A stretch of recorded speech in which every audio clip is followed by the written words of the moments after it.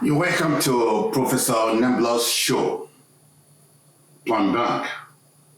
Today we're going to discuss the Yoruba-Igbo rift, the crisis between Yoruba and Igbo, particularly in Lagos. As Igbo-Yoruba crisis rages on, we are going to discuss a way out of this. Truly, politics is all about who gets what, when, and how, according to Harold Laswell. But it should not result in war of all against all, a kind of state of nature that Thomas Hobbes of the 17th century portrayed. Ours should not be or reflective of the state of nature in this time and age. The reason for all this bickering is because of the kind of democracy we choose to adopt. The winner takes it all. When a winner takes it all, you begin to see a situation whereby the one who wins the presidency arrogates all the power and everything that are attached to power to himself and to members of his kinsmen and party members alone, to the exclusion of other people. And since politics is defined by another political philosopher, David Easton, as authoritative allocation of values, the one who heads government has the authority to give what to whom. And that is why when someone becomes a president, he has the power to give job, to give contract, to give offices, to give position, to influence certain things on behalf of people because of his position. Ideally speaking, this position should be a position where an individual assumes and becomes the father of all, not a sectional leader, not a parochial, champion. If anything, the government of President Buhari has been, to say the least, a disaster, introducing all manners of bigotry. It has emplaced parochialism and ethnic-based system. Thus, you begin to hear, I know those who vote for me. I know those who did not vote for me. When you begin to hear a president say things like this, it portends trouble. It simply means that he's going to direct all his developmental effort towards a particular region to the exclusion of the others because they didn't vote for him. What a parochial way of looking at things, of looking at governance. Consequently, the president directed all resources to be allocated to party members and kinsmen and members of his household and friends, whether they qualify or not, or that qualifies an individual to be a member of his government just because of who he or she knows. How unfortunate. Then the marginalized fight tooth and nail to grab political power, and people who feel entitled now begin to shout, Emiloko, Emiloko, Emiloko. Why not? Because they feel marginalized in the present government. They know that he himself and his people are not remembered by this government. Hence, chop, I chop kind of government. It is now time now to come and eat. That's what we have reduced governance to in Nigeria. All this rent-seeking and prebendalism have to stop for us to get it right. How do we address all these? In the immediate term, the president-elect, whoever becomes the president-elect eventually, must realize that he is now the father of all, not a sectional leader, not a sectional champion. He must extend hand of friendship to other people, whether they voted for him or not, whether they malay him or not, whether they demean him or not, whether they blackmail him or whatever. He must have gone through in the hands of those traducers. He must be a man with large heart to forgive. He must convoke government of national unity And of a necessity, there must be true federalism. It is time to convoke that true federalism so that each region will grow at its own pace. That is the only panacea for Nigeria's growth and development. When you empower each region to be autonomous and be able to tap their natural resources and develop at their own pace. Even though elections are over, the resultant acrimony, animosity, and rancor are very palpable with us here today. Igbo, Yoruba, they are dagger drawn as we speak, notwithstanding informal relationship, intermarriages, children and grandchildren that are born to two parents who are both Yoruba and Igbo, vice versa. So where do we throw all these children? What do we tell them when they grow up? How do we explain to them that we failed them, that we could not agree together to make their life meaningful? What explanation do we owe them? And yet, over the weekend, I engaged with one Yoruba woman who was a businesswoman, was selling some of these essential products that women need. So within the space of 20 minutes of our discussion on phone, 5 calls came.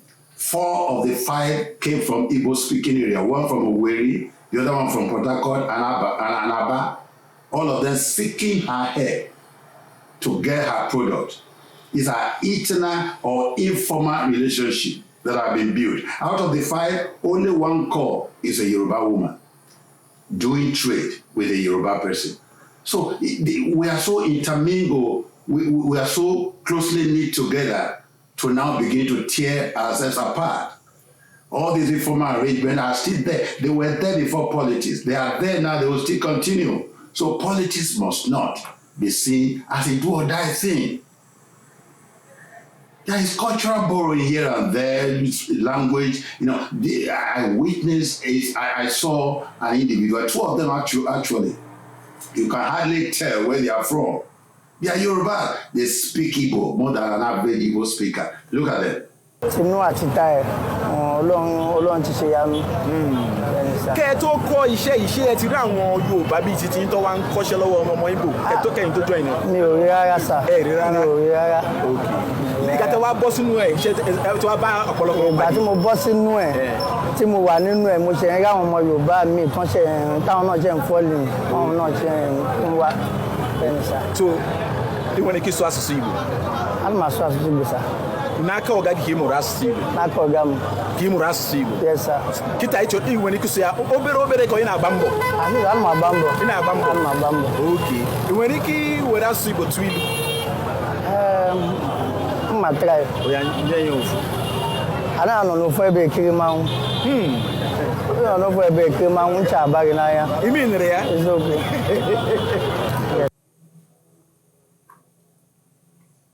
With a situation like this, how can we continue to bicker, continue to fight one another as if everything must end today? If I don't get this, we must scatter all.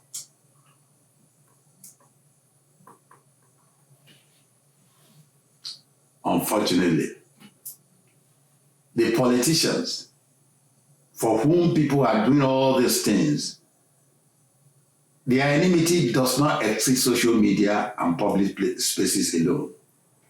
In privacy, they are together. They hobnob. They give their children in marriage to one another. They throw banter. They attend the same party. They attend the same club. They dance together. They do everything together. Look at former governor of Osun State, Aregbesola, and their delegate. Look at them dancing together. To buttress my point. These two belong to rival parties. If you knew how boisterous and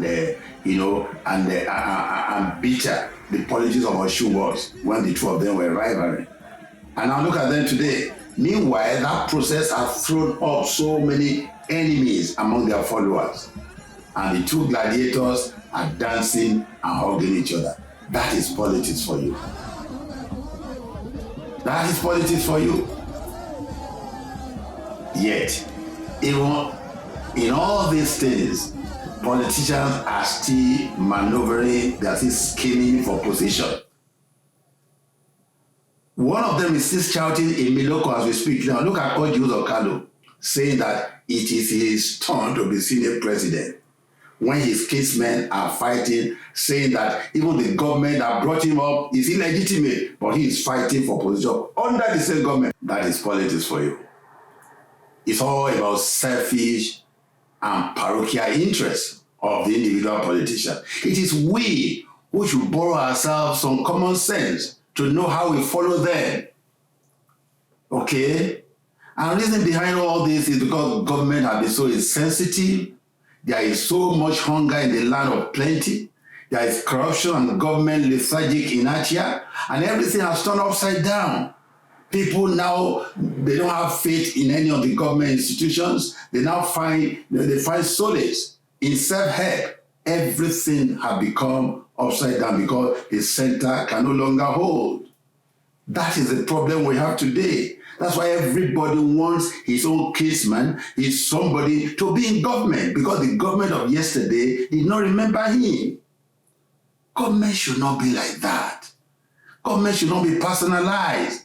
And that's why Africa is not growing. And Nigeria, who calls itself the giant of Africa, we have to lay a good example for others to follow.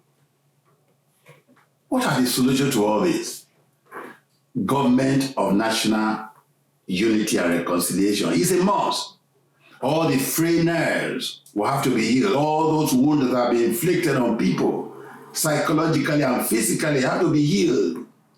We want to see a president like the father of the country, father of all. We want to see a president that has a large heart enough to forgive. We want to see a president who is not parochial. We want to see a president who is not nepotistic like the present one we have now. That's the kind of president people are yearning for. We need immediate implementation of true federalism. It is time to inaugurate that true federalism for every region to develop at its own pace.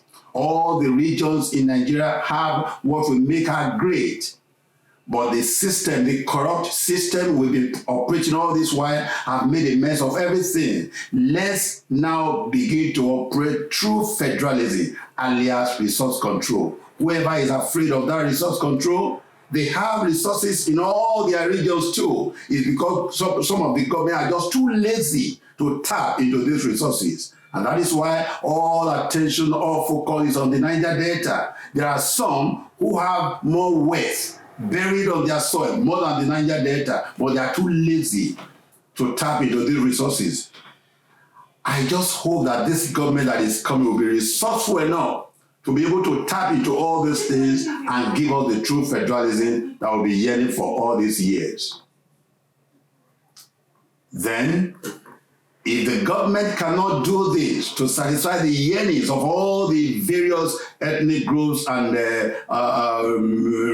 regional interests, then of a necessity, the government must listen to those who want to go their own way. Let them go. You can't beat a child and forbid him from crying. Ours is an egalitarian society. If they say they don't want to belong to Nigeria again, please let them be, let them go. If that is the only way they think they can realize and actualize themselves, let them go. This is what we call self-actualization, and it should be implemented because this is a democracy. If you cannot operate a government that will give everything that people need, that will enable people to really, eat of the patrimony of this country called Nigeria, let them go. Let them go. Let them go and actualize themselves. So, let me stop here today till I come your way again in my next episode. Let brotherhood and sisterhood continue. Stay peaceful. Stay peaceful. We cannot achieve anything by violence. Let peace reign. Till then, I remain Professor Nimblos. Thank you for watching today. God bless.